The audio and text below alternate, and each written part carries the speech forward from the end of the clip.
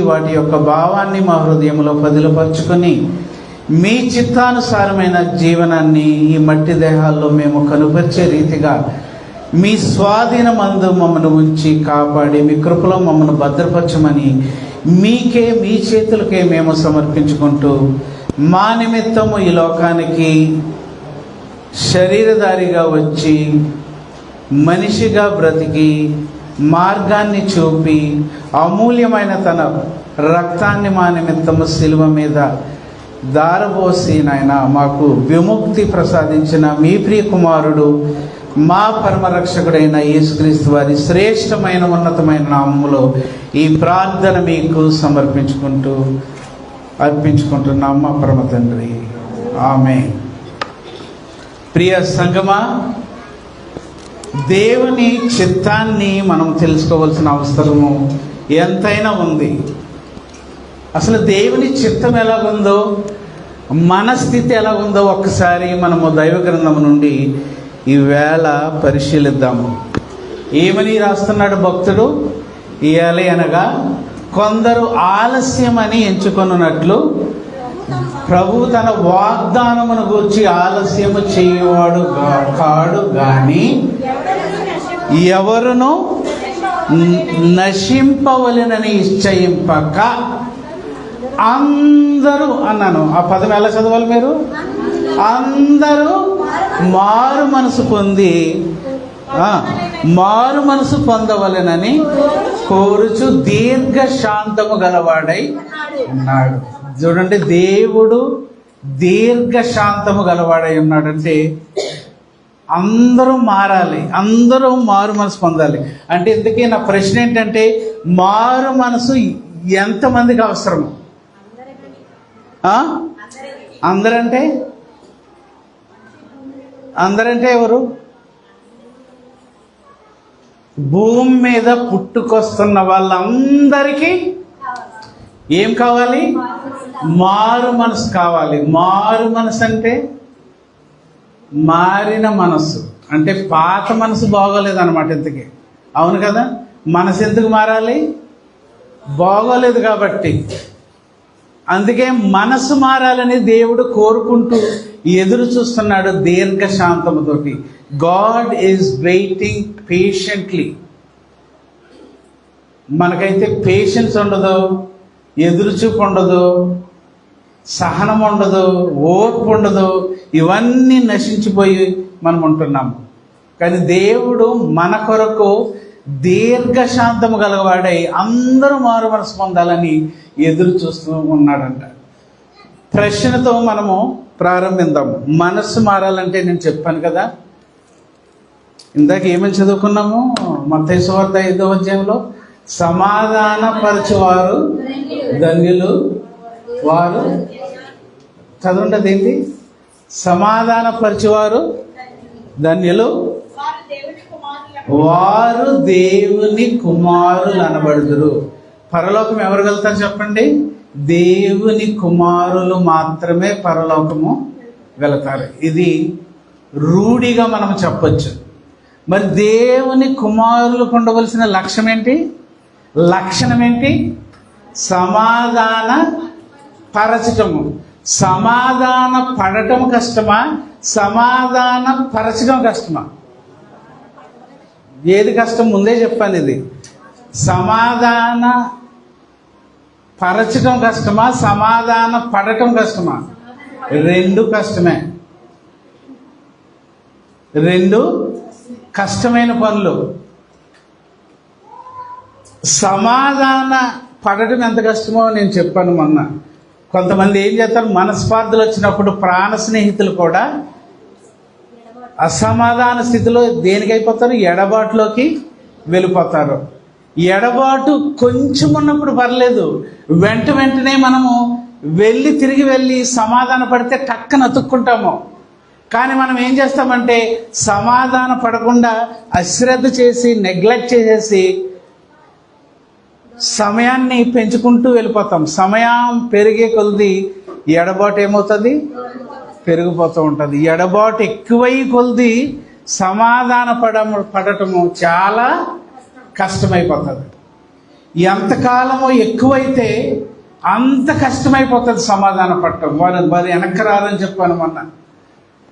ఎడబాట్లకు వెళ్ళిపోయి చాలా సంవత్సరాలు అలాగే ఉండిపోయారు అనుకోండి, వాళ్ళు మరలా తిరిగి రావటము చాలా కష్టమని నేను చెప్పడం కాదు, బైబిలే చెప్తుంది. అది వారి కడపటి స్థితి మొదటి స్థితి కంటే ఘోరముగా ఉంటుంది అని చెప్పారు. అంటే వెనక్కి రాలేరు, వెనక్కి రాలేనంత దూరం వెళ్ళిపోతారు. అంత దూరం వెళ్ళిపో. అందుకే దేవుడు ఏమంటున్నాడంటే, నా బలిపీఠాన్ని గనక నువ్వు ఆశ్రయిస్తే మొదట నీ సహోదరుడితో నీకేమన్నా భేదాభిప్రాయాలు ఉన్న ఎడల తక్షణమే నీ అర్పణను అక్కడే విడిచిపెట్టి వెళ్ళి వెంటనే నువ్వు సమాధానపడి తిరిగిన బలిపీఠం దగ్గరికి రా నీ అర్పణ అర్పించడానికి. అంతేగాని అసమాధాన స్థితిలో ఉండి నా సన్నిధిలోనికి నువ్వు రావద్దు. ఇది దేవుని ఆజ్ఞ. ఎందుకంటే తక్షణమే వెళ్ళమంటున్నాడు దేవుడు. తక్షణమే ఎందుకు వెళ్ళమంటున్నాడు? సమాధాన పడటానికి. సమయం ఎక్కువైతే ఏమవుద్ది? నువ్వు మరలా సమాధాన పడలేవు. ఇప్పుడు ఎక్కువ ప్రాణ స్నేహితులు భేదాభిప్రాయాలు వచ్చి విడిపోయారు అనుకోండి, ఏదో మాట అనుకుని విడిపోయారు, చాలా దూరం వెళ్ళిపోయారు. ఇప్పుడు వాళ్ళిద్దరిని వాళ్ళంతటి వాళ్ళు వచ్చి కలవటం లేదు. కలవనప్పుడు ఎవరు అవసరం? ఇప్పుడు ఎవరు? సమాధానపరిచే వ్యక్తి అవసరం. ఎవరు సమాధానపరచగలరు? దేవుడి మీద వేసేయకండి. ఇప్పుడు యేసుక్రీస్తు వారు అన్న మాట ఏంటి? సమాధాన పడువారు ధన్యులు, వారు దేవుని కుమారులు అనబడతారు. ఇప్పుడు ఎవరు పడితే వాళ్ళు వచ్చి సమాధాన పరచగలరా? సమాధాన పరిచే వ్యక్తి ఎలా ఉండాలి? ఓకే, ఇప్పుడు ఎవరు పడితే వాళ్ళిద్దరికి వచ్చి రండిరా, కలుసుకోండిరా, మాట్లాడేసుకోండిరా, హగ్ చేసేసుకోండిరా అంటే చేసుకుంటారా? చెప్పొచ్చేవారు ఎవరా అంటారు. ముందు నువ్వు చూసుకొని పరిస్థితి ఎలా ఉందా అంటారు. అవునా అంటారా కదా? చెప్పండి, అంటారా కదా? ఎందుకంటే సమాధాన పరిచే వ్యక్తి ఏ కల్మషము లేని వ్యక్తిగా ఉండాలి. మొదట అతని స్థితి బాగుండాలి, ఉత్తముడై ఉండాలి, మంచి నడవడిక కలిగిన వ్యక్తి ఉండాలి. లేదా ఆ వ్యక్తి రావటం వలన మరింత అసమాధాన స్థితికి వాళ్ళు వెళ్ళిపోతారు. అయ్యి బాబు వీడు వస్తుంటాడు, బాబు వీడు వచ్చాడంటే గొడవ తథ్యం, గొడవెట్టేసి వెళ్ళిపోతాడు వీడు వచ్చి అంటారనరా చాలా మంది. అమ్మో ఈ మొత్తం గయ్యాలి, ఇద్దరి మధ్యన అగ్గి రాజేసి వెళ్ళిపోతుంది. లేకపోతే అమ్మ ఇతను వస్తున్నాడు రా, ఇతను వస్తే ఇద్దరు సమాధాన పడతారు, ఇతను ఒక మాట అంటే చాలు ఇద్దరు మరలా తిరిగి సమాధాన పడిపోతారు అన్న వ్యక్తులు కూడా ఉన్నారా లేదా? ఉన్నారు. అటువంటి వ్యక్తి దగ్గరికి వెళ్ళి మనము, బ్రదరు మీరు ఏదైనా సరే వచ్చి వాళ్ళిద్దరిని కొంచెం సమాధానపరచండి. తల్లిదండ్రులు అంటారు, బిడ్డల మీద విసుగు చెందిన తల్లిదండ్రులు కూడా, మా బిడ్డ మనసులో ఏముందో మాకు తెలియట్లేదు, వాడు అసలు ఏంటో అన్నం తింటలేదు, చింతలో ఉంటున్నాడు, మనసులో ఏముందో చెప్పట్లేదు అని స్నేహితులను పిలిచి ఒక్కసారి వాడితో మాట్లాడి, ఆ తల్లి మాట్లాడితే వినడం. ఏదో ఒక వ్యక్తి కొరకు మనం ఎదురు చూస్తాం సమాధానపరచడానికి. సమాధానపరిచేవాడు సమాధాన పడేవారి కంటే చిన్న వయసు ఉన్నవాడు అనుకోండి వింటారన్నమాట. చిన్న వయసు గలవాడు ఉన్నాడు అనుకోండి, వెళ్ళి పెద్దోళ్ళని సమాధాన పడండి అంటే వింటారా? వినరు. వయసు అడ్డు వస్తుంది అక్కడ. నా వయసు అంత లేదని అనుభవం, నువ్వేంట్రా మాట చెప్పొస్తావు అంటారు. అంత విలువ ఎవరు మాటకి. మరి విలువ ఇవ్వాలంటే ఆ వ్యక్తి కూడా అలా ఉండాలన్నమాట. సమాధానపరిచే వ్యక్తి అంత ఉండాలి, అతను అంత క్వాలిటీస్ అలాగ ఉండాలి. ఇదొక రియాక్షన్ అనమాట. సమాధానపరచడం అనేది కూడా రియాక్షన్. అంత ఈజీగా అయ్యే పని అయితే కాదు, చాలా కష్టం సమాధానపరచడం, సమాధాన పడటం. అదొక క్రియ జరగాలి. క్రియ జరగాలంటే మీరు స్కూల్కి వెళ్ళారు, ఇక్కడ ఉన్న వాళ్ళందరూ సైన్స్కి వెళ్ళారా? సైన్స్లో ల్యాబుల్లోకి వెళ్ళి ఎక్స్పెరిమెంట్లు ఏమన్నా చేశారా? చేయలేదా? అలాంటి అనుభవాలు ఏమీ లేవా? రియాక్షన్ అంటే తెలుసా? రియాక్షన్ అంటే తెలుసా? రియాక్షన్ జరగాలంటే మీకు మన భాషలో చెప్తాను, ఇద్దరు వ్యక్తుల మధ్యన గొడవ రావాలంటే ఏం చేయాలి? వీళ్ళు అగ్గిపొల్లు వేయాలి, అంతే కదా. ఇద్దరి మధ్యన ఏదో కిట్టని మాట కూడా అది వదిలేసి వెళ్ళిపోతారు కొంతమంది, అంతే. వీళ్ళిద్దరి మధ్యన ఏమంటారు, పచ్చగడ్డి వేస్తే బొగ్గుమంటదంట. ఏంటి అంత కష్టమో, అంత భయంకరమైన పరిస్థితి అన్నమాట. పచ్చగడ్డి అయితే బొగ్గుమంటది అంటారంటే అంత దారుణమైన పరిస్థితులకి వాళ్ళు వెళ్ళిపోయారు అని అర్థం. ఇంతకీ రియాక్షన్ జరగాలంటే తనంతట తాను జరుగుతుందా రియాక్షన్ ఎప్పుడన్నా? సైన్స్ ప్రకారంగా మనం ఆలోచించిన, సైన్స్ విద్యార్థులకి, సైన్స్ చదువుకున్న వాళ్ళకి ఇది బాగా తెలుసు. క్యాటలిస్ట్ అనే పదం ఉంటుంది, వాడతారు. విన్నారు ఎప్పుడైనా క్యాటలిస్ట్? వినలేదు ఎప్పుడును? రియాక్షన్ జరగాలంటే రియాక్షన్ని జరిగించే పదార్థాన్ని ఏమంటారు? క్యాటలిస్ట్. వినుండ్రేమో మరి. ఇది నేను తెలుగు డిక్షనరీలో ఆ పదానికి తెలుగు పదం వెతికితే ఉత్ప్రేరకం. ఏంటది? విన్నారో లేదు మరి, ఎప్పుడు కూడా నేను వినలేదు. ఇంగ్లీష్ పదం అయితే నాకు తెలుసు, క్యాటలిస్ట్.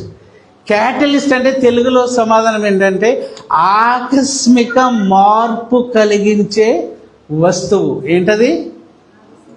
ఆకస్మిక అంటే స్పాంటేనియస్ రియాక్షన్. రియాక్షన్ జరగాలంటే ఏమవసరం?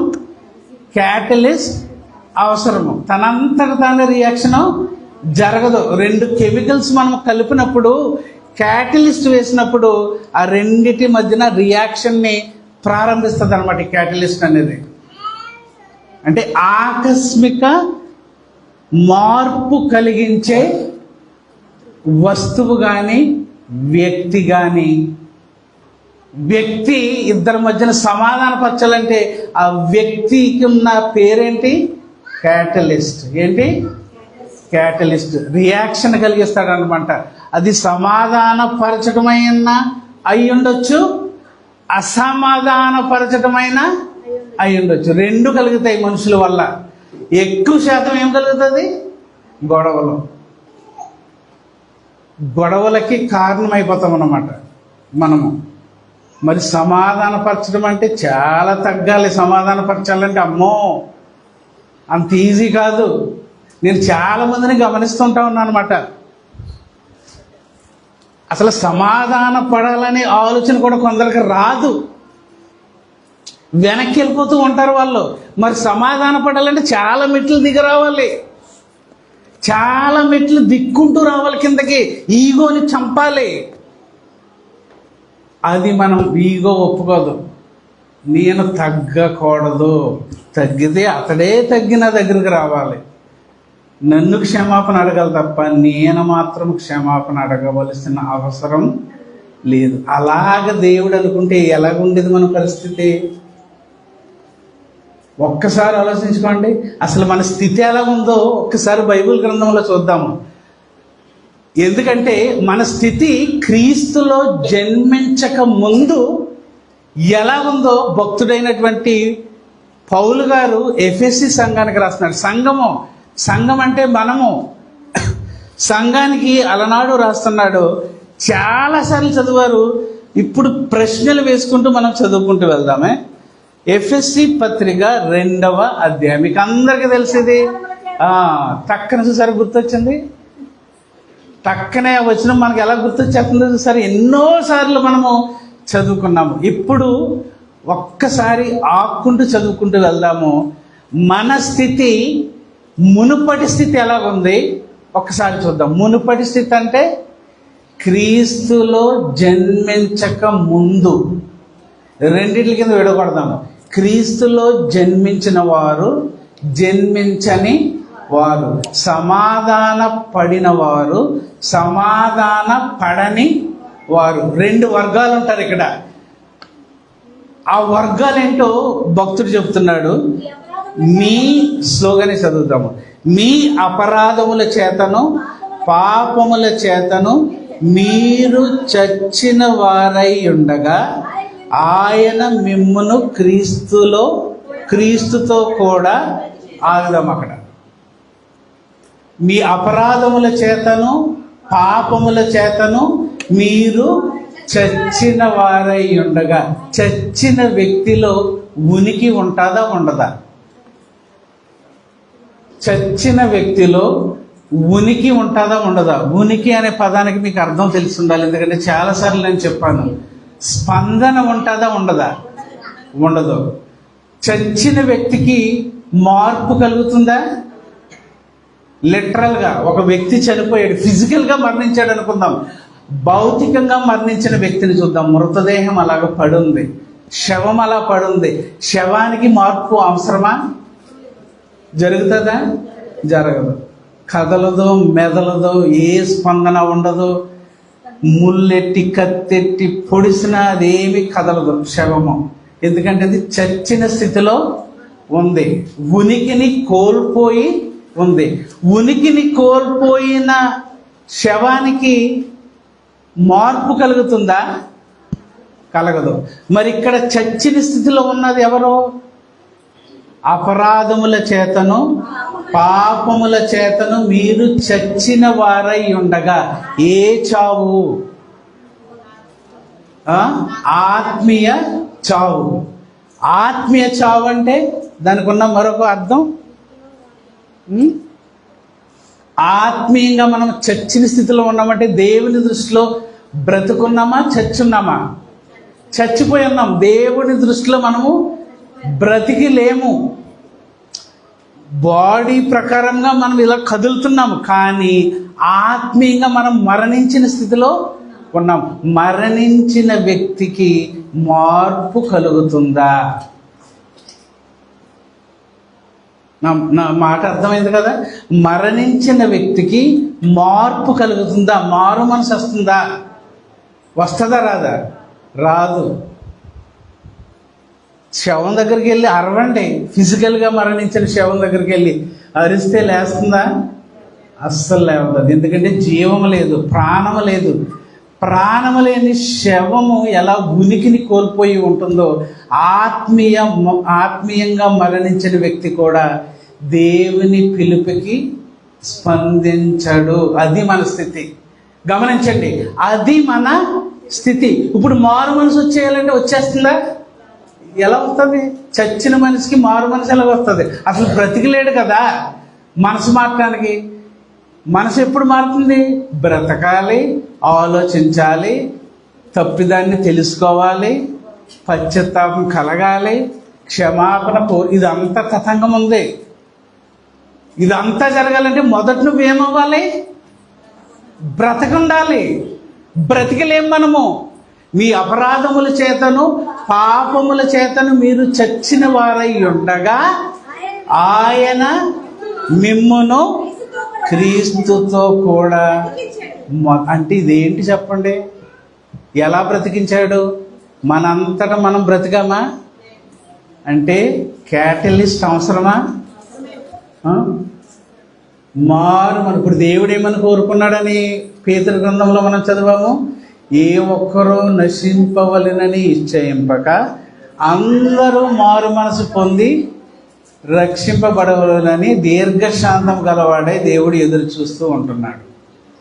మరి మారు మనసు కావాలంటే మొదట నువ్వేమవ్వాలి? బ్రతకాలి. ఫస్ట్ బ్రతకటం నీ అంతటి నీ వల్ల అవుద్దా? అది నా ప్రశ్న. అవదు. ఇది చాలా కీలకం అన్నమాట. దీన్నే అంటే చాలామంది మన వాడుక భాషలో ఏమంటామంటే, అరే నువ్వు కొంచెం చొరవ తీసుకున్నాడు దగ్గరికి వెళ్ళరా, కొంచెం మాట్లాడరా, వాళ్ళిద్దరిని కొంచెం అతకరా, సమాధానపరచరా అంటూ ఉంటారు పెద్దలు. చొరవ అనే పదం విన్నారా? చొరవ అంటే ఏంటి? తెలుగు పదం, అది ఇంగ్లీష్ కాదు. చొరవ అంటే ఏంటి?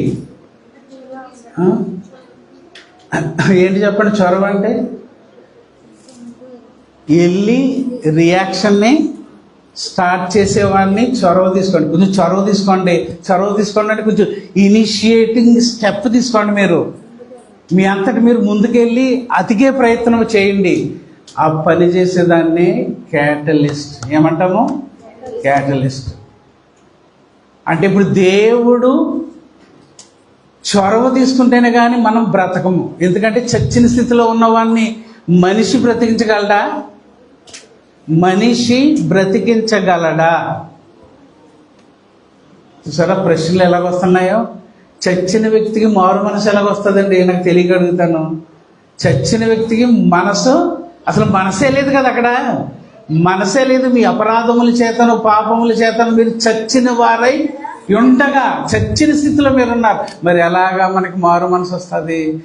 మనము క్రీస్తులో బ్రతికింపబడ్డాము. ఆ బ్రతికింప చేసింది ఎవరు? దేవుడు. అదే చొరవ తీసుకోవటం అన్నమాట. నిజంగా దేవుడు చొరవ తీసుకోకపోతే మనం బ్రతికే స్థితిలోకి వచ్చుండే వాళ్ళమా? అది మన వలన అయిందా? కాదు, మన వలన కాదు. అది ఎందుకంటే చచ్చిన స్థితిలో మనము ఉన్నామని లేఖనము ఖండితంగా చెప్తుంది. చూడండి, ఈ చొరవ అనేది ఇనిషియేటివ్ అంటారు ఇంగ్లీష్లో. చొరవ తీసుకునేది అందరూ చేయరు సుమా, ఈ పని అందరూ చేయరు. నాకెందుకులే, సత్తే సావనమండి, ఇది లోకం అనుకునే తీరు. పొట్టుకు సావనండి, పొట్టుకు సత్తే సంతోషించే వాళ్ళు ఉంటారు చాలామంది. అమ్మో, చాలా మనసులు ఉప్పొంగిపోతారు గొడవలు పెట్టుకునే వాళ్ళని చూసి. కానీ సమాధానపరిచే వాళ్ళు, అమ్మో, వాళ్ళు ఎన్నో మెట్లు దిగొస్తారు. వాళ్ళు చొరవ తీసుకుంటారు. ఆ పదం అందరికీ వాడకూడదు. తర్వాత ఎలాగొందో చూడండి లేఖనము. మీరు వాటిని చేయొచ్చు. వేటిని? అపరాధములను పాపములను. ఎప్పుడు చేసేవాళ్ళు? బ్రతికింపబడక ముందు ఎలాగున్నారో చెప్తున్నారు చూడండి. మీరు వాటిని చేయొచ్చు వాయుమండల సంబంధమైన అధిపతిని, అనగా అవిధేయులైన వారిని ఇప్పుడు ప్రేరేపించు శక్తికి అధిపతిని అనుసరించి ఈ ప్రపంచ ధర్మము చొప్పున మునుపు, అమ్మ బాబోయ్, ఈ ప్రపంచ ధర్మము చొప్పున వాయుమండల సంబంధమైన అధిపతిని అనుసరించి మునుపు నడుచుకున్నామంట. మునుపు అనగానే బ్రతికింపబడక మునుపు. అది వాక్యాన్ని అలా విడగొట్టుకుంటూ వెళ్ళాలండి. అంటే ఇప్పుడు కూడా ఉన్నారు అలాంటి వాళ్ళు. ఈ ప్రపంచ ధర్మము చొప్పున నడుచుకునే వాళ్ళు ఇప్పటికీ ఉన్నారు. మీరు కూడా ఒకప్పుడు వీరిని ఏ శక్తి అయితే ఇప్పుడు నడిపిస్తుందో ఈ ప్రపంచ ధర్మము చొప్పున, ఆ శక్తిని అనుసరించే మీరు మునుపు నడుచుకున్నారు. వారితో కలిసి మనమందరము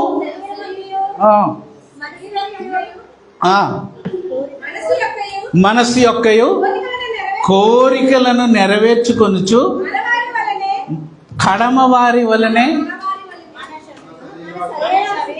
జాగ్రత్త. అందుకే నేనే చదువుతాను. జాగ్రత్తగా చదవాలి బైబిల్ చదివేటప్పుడు. కడమ వారి వలనే, అంతేనా? చూడండి, మళ్ళీ చదవండి.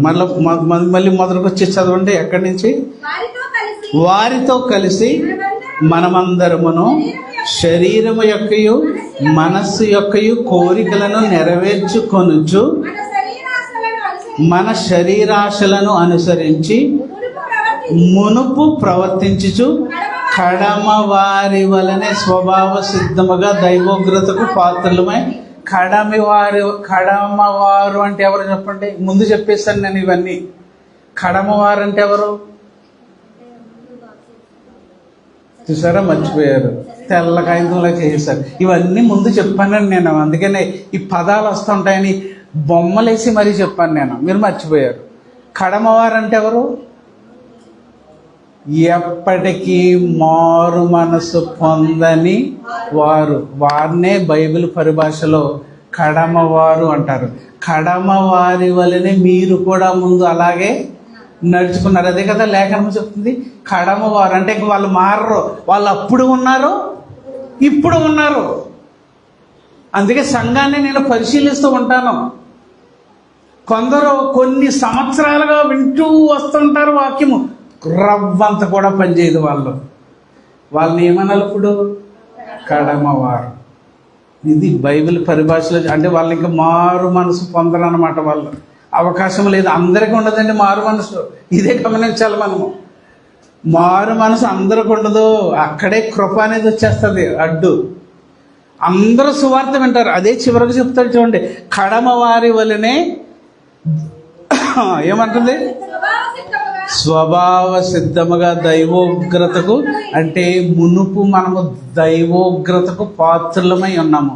దైవోగ్రత, దేవుని ఉగ్రతను కొని తెచ్చుకున్నాము. ఎందుకంటే మన నడవడిక అలాగుందన్నమాట. ముందు ఈ లోకములో ఉన్న దుష్ట శక్తిని అనుసరించి ప్రవర్తించుతూ బ్రతకమన్నమాట. ముందు ఆ కడం వారు అప్పుడు ఉన్నారు, ఇప్పుడు ఉన్నారు. ఇప్పుడైతే ఏ శక్తి అయితే వాళ్ళని ప్రేరేపిస్తుందో ఆ శక్తిని అనుసరించి మునుపు మనము కూడా నడుచుకున్నాం కదా అని భక్తుడు తేట తెల్లంగా మాట్లాడుతున్నాడు ఇక్కడ. తర్వాత అయినను దేవుడు కరుణా సంపన్నుడై ఉండి మనము అపరాధముల చేత చచ్చిన వారమై ఉండినప్పుడు సైతము మన ఎడల చూపిన తన మహా ప్రేమ చేత మనలను క్రీస్తుతో కూడా, ఇదే చొరవ అంటే చొరవ అనేది పదం ఎప్పుడు వాడతారో, చచ్చిన స్థితిలో ఉన్న మనలను దేవుడు చొరవ తీసుకుని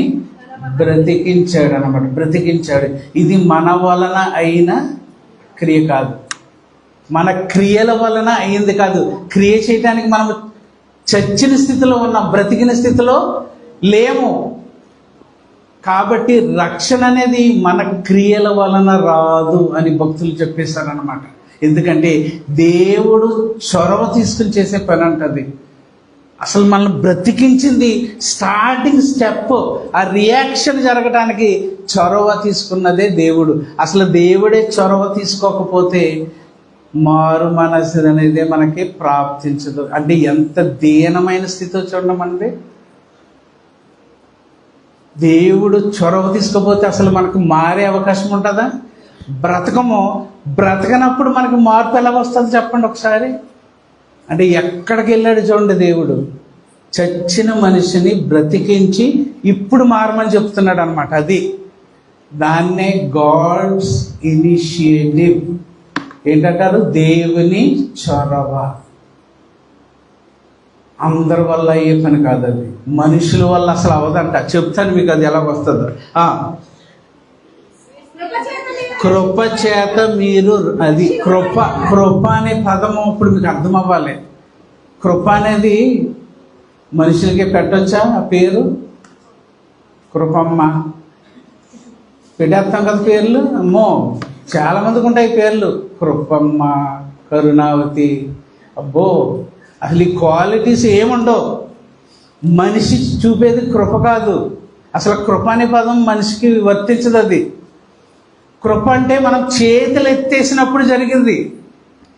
ఇంకెవ్వరూ లేరు మనల్ని రక్షించే నాథుడు, అప్పుడు చూపించేదే కృప. అంటే there is no other way అనమాట. డోర్ అసలు ద్వారాలు లేవు, అన్ని ద్వారాలు మూసుకుపోయినాయి మనకి. అసలు ఇంకే హెల్ప్ లేదు మనకి. ఏమంటారు పెద్దలు, ఏ దిక్కు లేకపోతే, అంటే అన్ని దిక్కులు మూసుకుపోయిన తర్వాత వస్తావు అనమాట దేవుడి దగ్గరికి.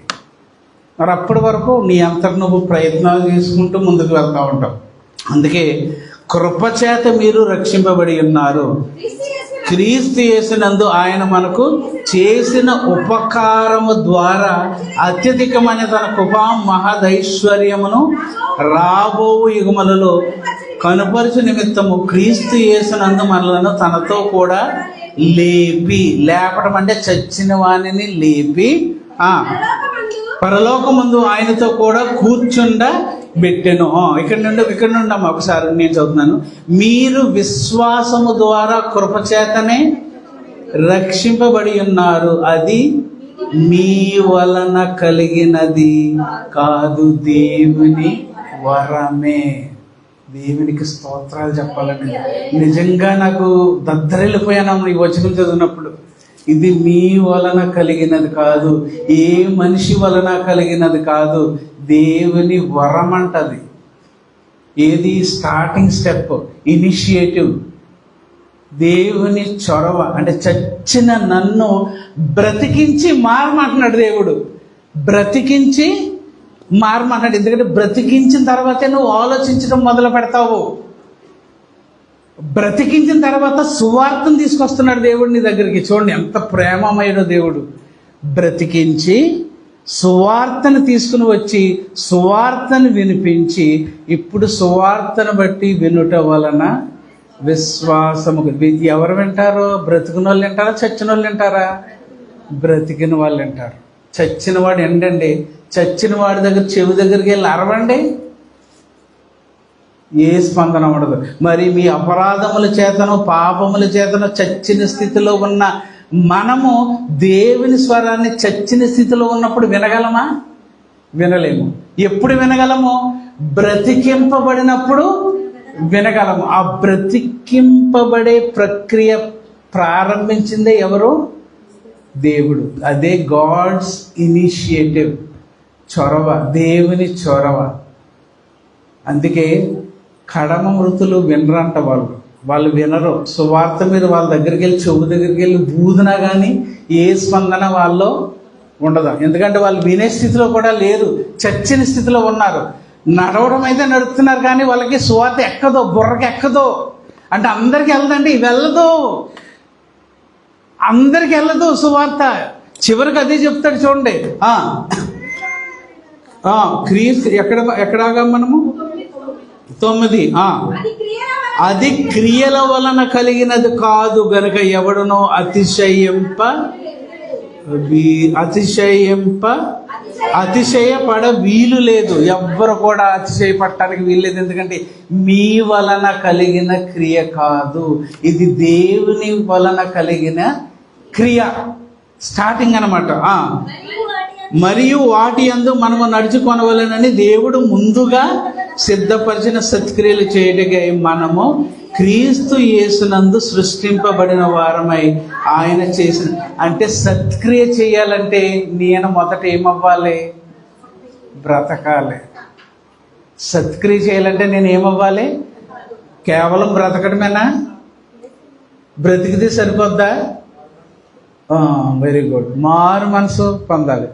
మారు మనసు పొందాలంటే బంగారపు గొలుసు ఉంది బైబిల్లో.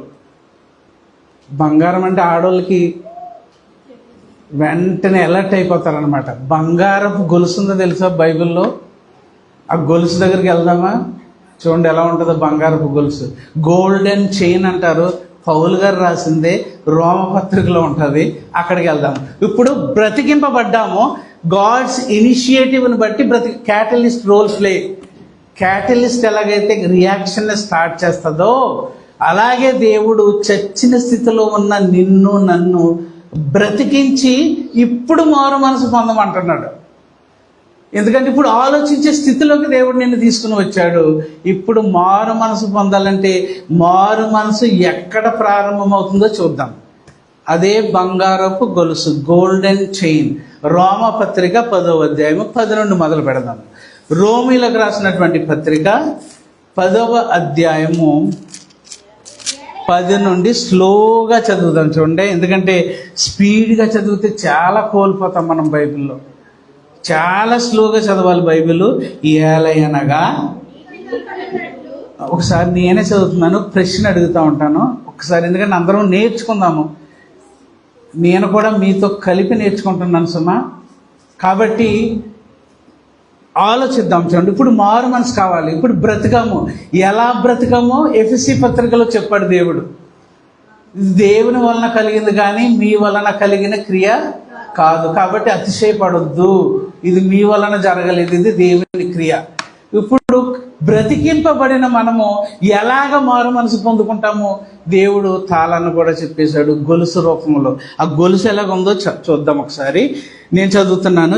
ఏలయనగా నీతి కలుగునట్లు మనుష్యుడు హృదయములో విశ్వసించును. హృదయములో విశ్వసించును. నీతి కలగాలంటే ఏ నీతిది? దేవుని నీతి. నీతి కలగాలంటే విశ్వాసం ఉండాలి. అబ్రహాము దేవుని నమ్మెను, అది అతనికి నీతిగా ఎంచబడెను. నమ్మటం వలన అబ్రహాము గారు దేవుని ఎదుట నీతిమంతుడుగా ఎంచబడ్డాడు. నువ్వు నేను కూడా అంతే. అంటే విశ్వాసమును బట్టి మనము దేవుని ఎదుట నీతిమంతులుగా ఎంచబడుతున్నాము. మన క్రియల వలన నీతిమంతులుగా పరిగణింపబడట్లేదు. మనం విశ్వాసమును బట్టి నీతిమంతుడు, అంటే నీతి కావాలి ఇప్పుడు మనకి. నీతిమంతుడే దేవుని సన్నిధిలో నిలవబడతాడు. ఎలాగంటారు దాన్ని? నిలబడగలడు. ఎవడు నిలబడతాడు దేవుని సన్నిధిలో? నీతిమంతుడు మాత్రమే నిలబడగలడు. మరి నీతి నీకు నాకు ఉందా? లేదు. ఎందుకంటే మన నీతి క్రియలు దేవుని ఎదుట మురికి వస్త్రముల్లాగా ఉన్నాయని దైవ గ్రంథంలో ఉంటుంది. అంటే మన క్రియల వలన మనకి నీతి దొరకదు, ఇది షూర్. మరి ఇప్పుడు కూడా దేవుని క్రియ జరుగుతుంది. వినుట వలన నీకు విశ్వాసము కలుగుతుంది. అంటే నీతి కలగటానికి ఏం చేయమంటున్నాడు ఇక్కడ దేవుడు? ఏలైనగా నీతి కలిగినట్లు మనుష్యుడు హృదయములో విశ్వసించును, రక్షణ కలుగునట్లు నోటితో, అంటే విశ్వసించి నీతిని పొందుకోవాలి. రక్షణ కలుగునట్లు నోటితో ఒప్పుకోవాలి. నోటితో ఎలా ఒప్పుకుంటావు? ప్రార్థనలో. అంటే ప్రార్థన అందరి వలన అవుతుందా? అవదు. చూసారా, ప్రార్థన కూడా అందరి వలన అవదండి. నోటితో పలకటం ప్రార్థన అని మీరు అనుకుంటున్నారు, అది కాదు. నోటితో పలికేసేదే ప్రార్థన కాదు. రక్షణ కలుగునట్లు ఏమన్నది అక్కడ? నోటితో ఒప్పుకోవాలి ప్రార్థనలో. రక్షణ కలుగునట్లు నోటితో ఒప్పుకొనును. ఏలయనగా ఆయన యందు విశ్వాసం ఉంచి వాడెవడను సిగ్గుపడనని లేఖనము చెప్పుచున్నది. యూదుడని గ్రీసు దేశస్థుడని భేదము లేదు, ఒక్క ప్రభువే అందరికీ ప్రభువు అయ్యుండి తనకు ప్రార్థన చేయు వారినందరి ఎడల కృప చూపుటకు ఐశ్వర్యవంతుడై ఉన్నాడు. దేవుని కృప లేకుండా మనకి రక్షణ కలగదు. ఇప్పుడు కృప అనేది ఏంటో ఒక్కసారి మీకు వివరిస్తాను. ఒక చిన్న పిల్లోడు ఇక్కడ ఉన్నారు చూడండి, మన దగ్గర చిన్నపిల్లలు ఐస్ క్రీమ్ షాప్కి వెళ్ళాడు. చిన్నపిల్లోడు, ఒకసారి జాగ్రత్తగా వినండి. చిన్న పిల్లవాడు ఐస్ క్రీమ్ షాప్కి వెళ్ళాడు. షాప్కి వెళ్ళి ఐస్ క్రీమ్ అమ్మే వ్యక్తిని చూసి నాకు ఐస్ క్రీమ్ కావాలి అని అడిగాడు. ఎన్ని స్కూపులు కావాలి అని అడిగింది. లేకపోతే ఆ వ్యక్తి అడిగాడు ఆ చిన్న బిడ్డని. 2 స్కూపులు కావాలని అడిగితే అవునని బుర్ర ఊపాడు, తల ఊపాడు. 2 స్కూపులు తీసి ఐస్ క్రీమ్ బిడ్డ చేతిలో పెట్టింది. వెంటనే నోరూరిపోద్ది కదా ఐస్ క్రీమ్ చూడగానే బిడ్డకి. వెంటనే తినటం మొదలు పెట్టేశాడు. అప్పుడు ఆ షాపు మనిషి అడిగాడు, 40 రూపాయలు బాబు ఈ 2 స్కూపులకి అని అడిగాడు. అడిగినప్పుడు ఈ బిడ్డ ఏం చేసిందంటే జోబులో నుంచి 20 రూపాయల కాగితం తీసి మా అమ్మ ఇదే ఇచ్చిందని ఇచ్చింది షాప్ వ్యక్తికి. షాపు వ్యక్తి ఒప్పుకుంటాడా? ఒప్పుకోడు. ఎందుకు? ఐస్ క్రీమ్ విలువ ఎంత? 40 రూపాయలు. బిడ్డ ఇచ్చింది ఎంత? 20 రూపాయలు. ఇంకెంత ఇవ్వాలి? పక్కనే నువ్వున్నావు, ఆ పక్కనే నువ్వుండి జాలి కలిగి అయ్యో ఏం పర్లేదు బిడ్డ ముద్దుగా ఉన్నాడు, ఏం పర్లేదు పోతే వదిలేండి, ఆ 20 రూపాయలు నేను ఇస్తాను అని నువ్వు ఆ షాపు అమ్మే వ్యక్తికి నువ్వు ఆ 20 రూపాయలు ఇచ్చావు. తీసుకుంటాడా? తీసుకుంటాడా? తీసుకోడా? తీసుకుంటాడు. ఎందుకు? అతనికి ఎంత కావాలి? 40, టోటల్గా 40 కావాలి. 20 బెడ్ ఇచ్చేసింది మా అమ్మ ఎంత ఇచ్చిందని, ఇంకొక 20 బాకీ. కాబట్టి నీ దయ వలన నువ్వు కనికరించి పర్లేదు నేను ఇస్తానులేండి 20 రూపాయలని మీరు ఇచ్చేశారు. ఆ షాపు ఐస్ క్రీమ్ అమ్మే వ్యక్తి తీసుకుంటాడు. ఎందుకంటే ఏ రుణం అది? ఇప్పుడు ఈ బిడ్డ ఆ షాపు అమ్మే వ్యక్తికి, ఆ ఐస్ క్రీమ్ అమ్మే వ్యక్తికి ఎలా రుణపడి ఉన్నాడు ఈ బిడ్డ? మనీ డెట్ అంటే, మనీ అంటే ఏంటి? తెలుగు పదం ఏంటి? మనీ, డబ్బు రుణపడి ఉన్నాడు, అంతే కదా? డబ్బు రుణపడి ఉన్నాడు. కాబట్టి నువ్వు దయదలిచి ఆ మిగతా 20 రూపాయలు ఇచ్చేసావు. కాబట్టి ఆ ఐస్ క్రీమ్ అమ్మే వ్యక్తికి తను ఆశించిన ఆ 40 రూపాయలు వెల వెనక్కి వచ్చేసింది. కాబట్టి ఇప్పుడు బిడ్డ నేరస్తుడా కాదా? బిడ్డ నేరస్తుడా కాదు. ఎందుకంటే ఆల్రెడీ చెల్లింపు అయిపోయింది. ఆ 2 స్కూపులకి గల వెల 40 రూపాయలు ఇవ్వబడింది. కాబట్టి బిడ్డ నేరస్తుడుగా పరిగణింపబడ్డావు. ఇంకొక సన్నివేశం వచ్చింది. బిడ్డ ఐస్ క్రీమ్ షాప్కి వచ్చింది, ఐస్ క్రీమ్ కావాలని అడిగింది. మళ్ళా 2 స్కూపులు ఐస్ క్రీమ్ తీసి ఆ షాప్ వ్యక్తి ఇచ్చాడు బిడ్డ చేతిలో. బిడ్డ వెంటనే తీసుకుని తినుకుంటూ పరిగెత్తుకుంటూ వెళ్ళిపోయింది. అప్పుడు అమ్మే వ్యక్తి వెనకాలే తురుముకుంటూ వచ్చింది ఆ బిడ్డ దగ్గరికి, పట్టుకుంది. నువ్వు దొంగిలించుకుని ఎందుకు వెళ్ళిపోయావు ఐస్ క్రీమ్, నా దగ్గర డబ్బులు లేవన్నాడు ఆ బిడ్డ.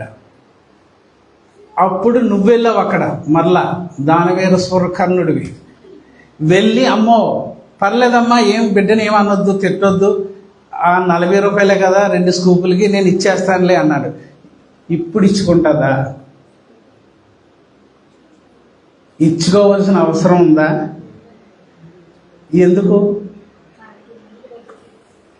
పారిపోవటాన్ని ఏమంటారు మనము? దొంగతనము. దొంగతనము నేరము కాదా? నేరము. దొంగిలించి పారిపోయింది బిడ్డ. ఇప్పుడు నువ్వు ఇస్తానన్నా వెల కాదు ఇప్పుడు ముఖ్యము, మనీ కాదు, మనీ డెట్ కాదు. ఇప్పుడు ఏ డెట్? డెట్ అంటే రుణము. ఏ రుణం ఇప్పుడు? ద్రవ్యము కాదు రుణం, ఇప్పుడు వెల కాదు, డబ్బులు కాదు రుణపడింది ఇప్పుడు బిడ్డ. నైతిక రుణము. ఏ రుణం అది? నైతిక రుణము. నైతిక రుణాన్ని మనిషి తీర్చగలడా? ఎందుకంటే ఇప్పుడు నేరారోపణ చేసే అధికారము ఐస్ క్రీమ్ అమ్మే వ్యక్తికి ఉందా బిడ్డ మీద? ఉంది. ఎందుకంటే దొంగతనం చేశాడు కాబట్టి నేరస్తుడి అని నేరారోపణ చేసే అధికారము ఆ వ్యక్తికి ఉంది. ఇప్పుడు నేను వెళ్ళి డబ్బులు ఇస్తాను, నీ డబ్బులు నాకు అవసరం లేదు, దొంగతనం చేసి పారిపోయాడు, నేరస్తుడిగా ఇప్పుడు నేను ఆరోపిస్తున్నాను అంటే ఇప్పుడు నువ్వు వెళ్ళి డబ్బులు ఇచ్చి రుణం తీర్చలేవు ఇప్పుడు అది. ఎందుకంటే నేరం మోపబడింది కాబట్టి నైతిక పరమైన రుణాన్ని ఇప్పుడు తీర్చాలి. అది నీ వల్ల కాదు, అది నీ వల్ల కాదు, ఎవరి వల్ల కాదు. ఇప్పుడు దేవుడికి ఏ రుణాన్ని మనం కలిగి ఉన్నాము? ఏదో డబ్బులు ఇచ్చేసి చెల్లించేసే రుణమా? నైతిక రుణమా?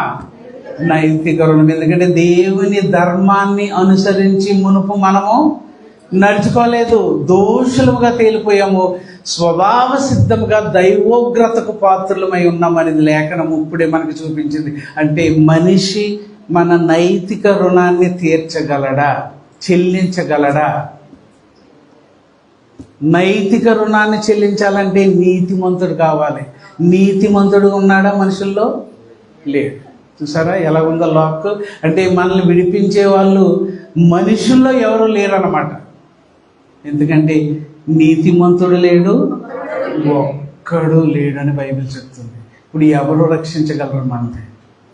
కాబట్టి నీతి కలగాలంటే విశ్వసించమంటున్నాడు, రక్షణ కలగాలంటే నోటితో ఒప్పుకోమంటున్నాడు.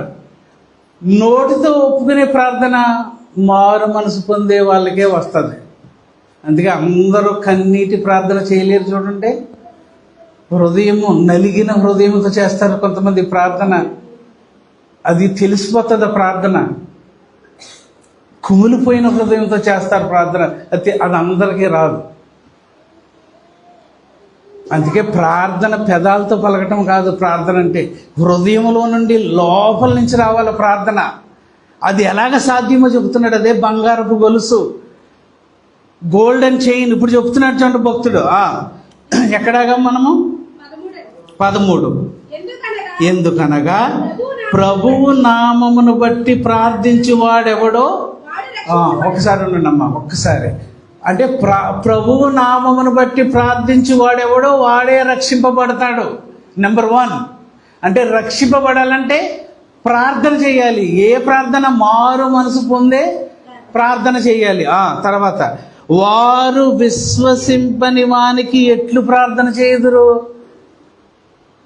ఇప్పుడు చైన్ మొదలైంది. ఇప్పుడు బంగారపు చైన్ ఇక్కడ మొదలైంది అనమాట. ఇప్పుడు నీకు ప్రార్థన కలగాలంటే విశ్వాసం కలగాలి. విశ్వసింపని వానికి నువ్వు ఎలా ప్రార్థన చేస్తావు? నెంబర్ 1 అంటే విశ్వసింపని వానికి ఎట్లు ప్రార్థన చేయుదురు. తర్వాత విశ్వాసం కలగాలంటే ఇప్పుడు నువ్వేమవ్వాలి? వినుట వలన విశ్వాసం కలుగుతుంది. అంటే వినాలి ఫస్ట్. నీకు విశ్వాసం కలగాలంటే వినాలి. నెంబర్ 2 అంటే చెయ్యిని అతుక్కుంటుంది చూడండి. ఇప్పుడు వినని వాణిని ఎట్లు విశ్వసించుదురు, అంటే వినలేదు, నువ్వు సువార్త వినలేదు, వినకుండానికి విశ్వాసం ఎక్కడి నుంచి వస్తుంది అని అడుగుతున్నాడు. వినని వాణిని ఎట్లు, అంటే విశ్వాసం లేకుండా ప్రార్థన చేయలేవు, వినకుండానికి విశ్వాసము రాదు. ప్రకటించేవాడు లేకుండా వారెట్లు, అంటే నువ్వు వినాలంటే ప్రకటించేవాడు కావాలి. ఇప్పుడు నీకు అంటే ఇప్పుడు ఇక్కడ మీకు అందుతున్నదేంటి? ప్రకటన. దేవుని మాటే వస్తుంది ఇక్కడి నుంచి. అంటే ప్రకటించేవాడు కావాలి మీకు. మీకు వినాలంటే ప్రకటించేవాడు కావాలి. ప్రకటించేవాడు ప్రకటించాలి, ప్రకటింపబడిన దాన్ని మీరు వినాలి. వినుట వలన మీకు విశ్వాసం కలుగుతుంది, విశ్వాసమును బట్టి మీరు ప్రార్థన చేయాలి. తర్వాత గొలుసు ఎలాగుంది, తర్వాత ముందుకెళ్ళండి. ప్రకటించువారు పంపబడని ఎడల వారు ఎట్లు ప్రకటించు, అంటే ప్రకటించేవాడిని కూడా పంపించింది ఎవరు? దేవుడు. అందుకే జాగ్రత్త అంటాను నేను. ఇక్కడ నిలబడి మాట్లాడుతున్నానంటే ఊరికినే తమాషాగా వచ్చి చెప్పట్లేదండి ఈ వాక్యము. నాకు అదిరిపోతుంది, హృదయంలో అదిరిపోతుంది. ఎందుకంటే దేవుడు పంపితేనే వచ్చి మనం ప్రకటించాలి. అంటే పంపిస్తున్నది కూడా దేవుడే, అది మన వల్ల కలిగినది కాదు. మరలా నేను ఇక్కడ నిలబడిపోయినంత మాత్రాన దేవుని మాటలు నేను చెప్పలేను, అది నా వల్ల అయ్యేది పని కాదు. నేను చేతులు ఎత్తేస్తాను. ఎందుకంటే ఆత్మీయ భావాన్ని తీసుకురావడం అంత సులువైన కాదు, ఈజీ కాదు. ఏ వాక్యం వెళ్తే వీళ్ళు విశ్వాసం కలుగుతారో దేవుడికి తెలుసు. ఆయన ప్రకటించమంటేనే నోట్లో మాటలు వస్తాయి, మైక్ పట్టుకున్నంత మాత్రాన మాటలు రావు. ప్రకటించేవారు పంపబడని ఎడల వారెట్లు ప్రకటించుదురు? ఇందు విషయమై ఉత్తమమైన వాటిని గూర్చిన సువార్త ప్రకటించు వారి పాదములెంతో సుందరమైనవి. ఇప్పుడు అర్థమైందండి, సువార్త ప్రకటించడం ఎంత ఉత్తమమైన క్రియ దేవుని దృష్టిలో. ఈ మాట ఎందుకు రాశాడో తెలుసా పౌలు? ఒలింపిక్స్ గేమ్స్ మీరు చూసారా? మ్యారథాన్ రన్నర్స్ ఉంటారు తెలుసా మీకు? మ్యారథాన్ చూసారు ఎప్పుడైనా? మ్యారథాన్ పరిగెడతారు. పరిగెట్టడం అంటే ఏదో 100 మీటర్స్ పరిగెట్టడం కాదు, ఏకంగా పాలకోలు నుంచి హైదరాబాద్ పరిగెట్టుకుపోతారు వాళ్ళు. తెలుసా మీకు? మ్యారథాన్ రన్నర్స్ ఆగరు వాళ్ళు, ఇలా పరిగెడుతూనే ఉంటారు వాళ్ళు. అండ్ ఖండాలు దాటుకుంటూ వెళ్తారంటండి పరిగెట్టుకుని వాళ్ళు. మ్యారథాన్ రన్నర్స్ మధ్య మధ్యలో పరిగెడుతూనే నీళ్ళు తాగుతూ ఉంటారు వాళ్ళు. తల మీద ఇలా నీళ్ళు జల్లుకుంటూ చెమటలు వస్తూ ఉంటాయి. ఆ పరుగు మాత్రం ఆపరంట. పూర్వకాలంలో యుద్ధాలు జరిగేవి, అప్పుడు ఇప్పుడు జరుగుతున్నాయి. కానీ అప్పుడు జరిగే యుద్ధాలకి ఇప్పుడు జరిగిన యుద్ధాలకి తేడా ఏంటంటే, యుద్ధ వాతావరణంలో ఏదన్నా సమాచారము ప్రజలకు తెలియాలంటే ఇప్పుడులాగా టెలివిజన్లో స్క్రీన్ మీద వేస్తున్నారా? ఆ రోజుల్లో టెలివిజన్లు ఉన్నాయా? ఇంటర్నెట్ ఉందా? ఫోన్లు ఉన్నాయా? అసలు ఏమీ లేవు ఆ రోజుల్లో. పూర్వకాలంలో యుద్ధాలు జరిగేటప్పుడు ఆ యుద్ధ సమాచారం, యుద్ధంలో గెలుపు అవ్వచ్చు, ఓటమి అవ్వచ్చు. గెలుపు వార్త అయినా ఓటమి వార్త అయినా ఒక మనిషి చేత పంపేవారు ప్రజల దగ్గరికి. యుద్ధం ఎక్కడో ప్రజల మధ్యలో జరిగిద్ది అనుకున్నారేంటి? దూరంగా ఎక్కడో మైదానాల్లో యుద్ధం జరిగేది, బోర్డర్స్లో. అక్కడి నుండి ఒక వ్యక్తిని, ఆరోగ్యంగా ఉన్న వ్యక్తిని వాళ్ళు పెట్టి, ఇదిగో ఈ విజయం దొరికింది మనకి, విక్టరీ, ఈ వార్తను ప్రజలకు తీసుకుని వెళ్ళాలంటే ఆ వ్యక్తి అక్కడ ప్రారంభించిన పరుగు ప్రజల దగ్గరకు వచ్చే వరకు ఆపేవాడు కాదంట. వాడు పరిగెట్టుకుంటూ కొండలు ఎక్కుతూ దిగుతూ లోయల్లోకి నదులు దాటుకుంటూ పరుగుతోటే వచ్చేవాడంట. వాడు పరుగుతో వచ్చేటప్పుడు వీళ్ళు ఏం చేసేవాళ్ళు? ఎత్తైన పోల్స్ మీద లేకపోతే ఒక కొండల మీద ఎక్కి ఎవరైనా వస్తున్నారో లేదో దూరంగా ఇలా చూస్తూ ఉండేవారంట, యుద్ధ సమాచారం మోసుకొస్తున్నారో లేదని. ఈ పరుగు వచ్చే వ్యక్తి దూరం నుండి ఇసుక మబ్బులో అలా కనబడుతూ ఇసుక కదులుతూ ఆ మబ్బు ఇలా ముందుకొచ్చే కొద్దు వాళ్ళ పాదాలను బట్టి ఆ వార్త ఏదో వీళ్ళు పసిగట్టేవారంట. సువార్త అంటే ఏంటి? గుడ్ న్యూస్, అంతే కదా? సువార్త అంటే ఏంటి? Good news. ఆ తెచ్చే వ్యక్తి గుడ్ న్యూస్ అయి ఉండొచ్చు, బ్యాడ్ న్యూస్ గుడ్ న్యూస్ తీసుకొచ్చే పరుగు ఎలాగుంటుందో, బ్యాడ్ న్యూస్ తీసుకొచ్చే పరుగు ఎలా ఉంటుందో పసిగట్టగలమా? తెలిసిపోద్దా తెలీదా? గుడ్ న్యూస్ తీసుకొచ్చేవాడు పరుగు శక్తివంతంగా ఉరుకులు వేసుకుంటూ వస్తాడు. ఇది చెప్పాలి నేను వెంటనే వెళ్ళి. అదే ఓడిపోయాను అనుకోండి యుద్ధంలో, భయంతో అయ్యో ఈ వార్త ఎలాగని దుఃఖంతో వేసే అడుగులు వేరేలా ఉంటాయి. అంటే ఆ వ్యక్తి యొక్క కాళ్ళ నడకను బట్టి వీళ్ళు పసిగట్టేవారంట ఏ వార్త వస్తుందో మనకి. ఆ విషయాన్ని తీసుకుని పౌలు గారు చెప్తున్నారు. ఇప్పుడు చూడండి, ఆ మాట చదవండి. ఇందు విషయమై ఉత్తమమైన వాటిని గూర్చిన సువార్త ప్రకటించు వారి పాదములు ఎంతో సుందర.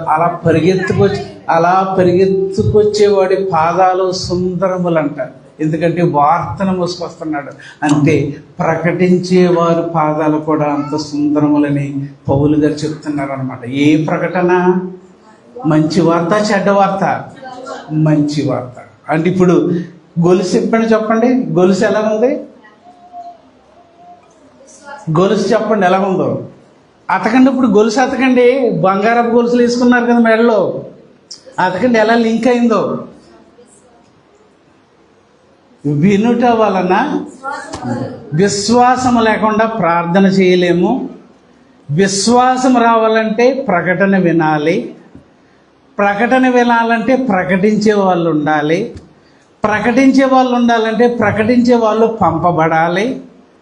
ఇంత తతంగము జరిగితేనే కానీ నీకు విశ్వాసం రాదంటే, ఈ చైన్ మధ్యలో ఎక్కడ తెగినా రక్షణ రాదనమాట. మధ్యలో ఒక అతుకు తెలిగిపోతే చైన్ ఉంటుందా మీ మెడలో? ఊడిపోద్ది. చూసారా గొలుసు కింద ఎలా అతికాడు? అంటే రక్షణ ఎక్కడ ప్రారంభమవుతుందో ఇప్పుడు చెప్పండి, ముగించుకుందాం. ఎక్కడ ప్రారంభమవుతుంది రక్షణ? చచ్చిన స్థితిలో ఉన్న మనలను బ్రతికించి, బ్రతికిన మన చెవి దగ్గరికి దేవుడు సువార్తను తీసుకొస్తున్నాడు అనమాట. సువార్తికులను పంపి తీసుకుని ప్రకటించమంటున్నాడు. ప్రకటించేటప్పుడు నువ్వు విన్నావు, బ్రతికిన నీవు విన్నావు. వినుట వలన నీకు వినగా ఏం వస్తుంది? విశ్వాసం వస్తుంది. విశ్వాసములో నీకు నీతి దొరుకుతుంది, ఉచితంగా నీతి దొరుకుతుంది. ఆ నీతిని బట్టి నువ్వు సంఘంలోకి వచ్చి నిలబడుతున్నావు. పాపపు ఒప్పుకోలు ప్రార్థన చేస్తున్నాడు. ప్రభువు నామమునందు ఎవడు ప్రార్థిస్తాడో వాడే రక్షింపబడతాడు. ఆ ప్రార్థన దేవుడు ఎదురు చూస్తూ ఉన్నాడు. అంటే ప్రార్థనలో నువ్వు ఒప్పుకుంటున్నావు నీ స్థితిని. ఇప్పుడు దేవుని కృపను బట్టి నీతిమంతుడిగా నువ్వు ఎంచబడి, సంఘములోనికి చేర్చబడి, ఆ సమాధానపరచబడి, ఆ పరిచర్య భారాన్ని తీసుకుని సంఘంలో కూర్చుని బ్రతికినంతకాలము ఆ ప్రాసెస్లో కొనసాగుతున్నావు. అమ్మ బాబు ఎంత ఉందంటే, మరి ఈ చైన్ చూసారా, చైన్ ఎక్కడి నుంచి స్టార్ట్ అవుతుందో. అసలు కొంతమంది బ్రతకటమే లేదంట, అక్కడ ప్రారంభమే జరగటం లేదంట. అందుకే చివరికి ఏమంటాడు చూడండి, ఆయనను అందరూ సువార్తకు, అది అందరూ సువార్తకు అంటే కొందరికే ఈ గొలుసు మెడలో పడుతుంది అనమాట. అందరికీ పడదు ఈ గొలుసు. అందుకే నేను ప్రకటించేటప్పుడే అనుకుంటాను, అందరూ స్వీకరించరు. అందుకే అలనాడు భక్తులు, ప్రవక్తలు కూడా అన్నారు, మేము వెళ్ళి ప్రకటిస్తున్నాం దేవా, కానీ ఎవ్వడూ వింటలేదు.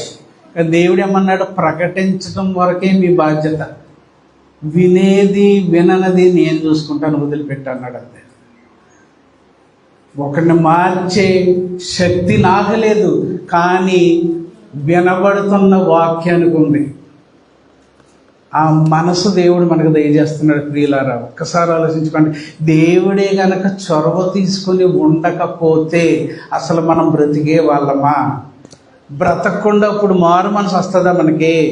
చూసారా, దేవుని చొరవ లేకుండా అసలు రక్షణ ప్రక్రియ ప్రారంభం కాదు.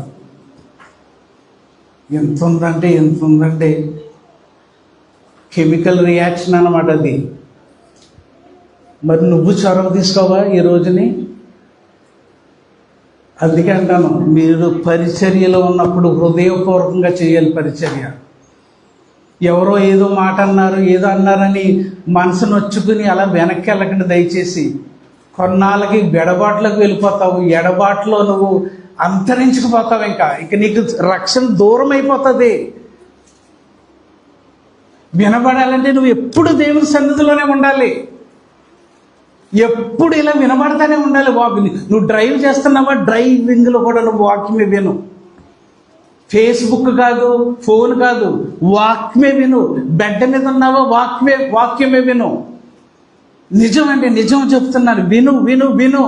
అందుకంటే అంత డేంజర్లో ఉన్నాం మనము. కొద్దిసేపు వాక్యం నుంచి దూరం వెళ్ళావా, బ్రతుకున్నావంటే దేవుని దృష్టిలో చచ్చిన స్థితిలో ఉన్నావు. వారు ఏమన్నారు? బ్రతుకు ఏమని ఉంటుంది ప్రకటన గ్రంథంలో? జీవించుచున్నామా. ఎలా ఉందా వచనము? జీవించుచున్న, నోట్లో రావట్లేదు, చదవండి ఎవరికైనా వచనం దొరికితే.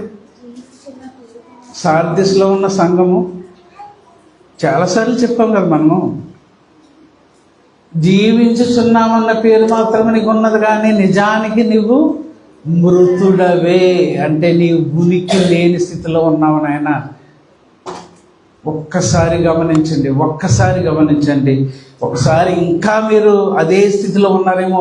అందుకని కృప అనేది అందరి వలన ఏది కాదు, దేవుని వలన దొరికేదే. అది కృప ఎవరు పొందుకుంటారంటే దేవుడికి తెలుసు, మనకు తెలియదు.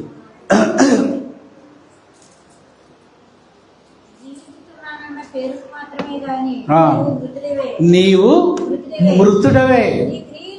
నీ క్రియలు నా దేవుని ఎదుట కనబడలేదు. చూసారా? అందుకే నులివెచ్చనగా నువ్వు ఉండొద్దు. దయచేసి ఒక్కసారి మళ్ళా నేను మీ అందరికీ విన్నపించుకుంటున్నాను. సువార్త చాలా ప్రాముఖ్యము.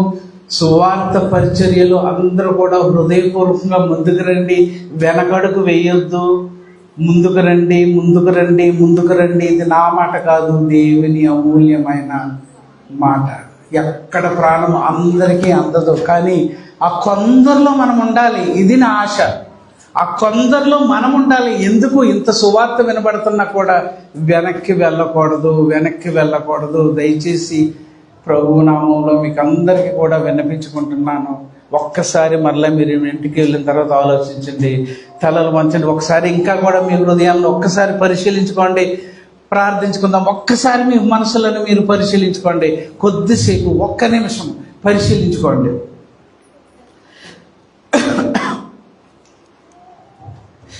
పరిశుద్ధుడా, గొప్ప దేవ, మహోన్నతుడా, నాయన మీ పేరు పెట్టి పిలవటానికి కూడా మేము అర్హులం కాదు నాయన. ఎక్కడి నుండి వస్తుంది నాయన మాకు విముక్తి? అంత దయనీయమైన స్థితిలో ఉన్నాయి నాయన మా బ్రతుకులు నాయన. ఘోరమైన స్థితిలో ఉన్న వారము నాయన మేము. మీ కృపను బట్టి ఈ క్వైట్ ప్రాంతంలో నాయన మీ వాక్యపు లోతుల్లోకి మనల్ని తీసుకుని వెళ్తున్నారు నాయన. మమ్మను మీ ప్రేమను బట్టి ఈ వార్త మాకు ప్రకటిస్తున్నారు నాయన. మీకు స్తోత్రములు నాయన, స్తోత్రములు దేవా.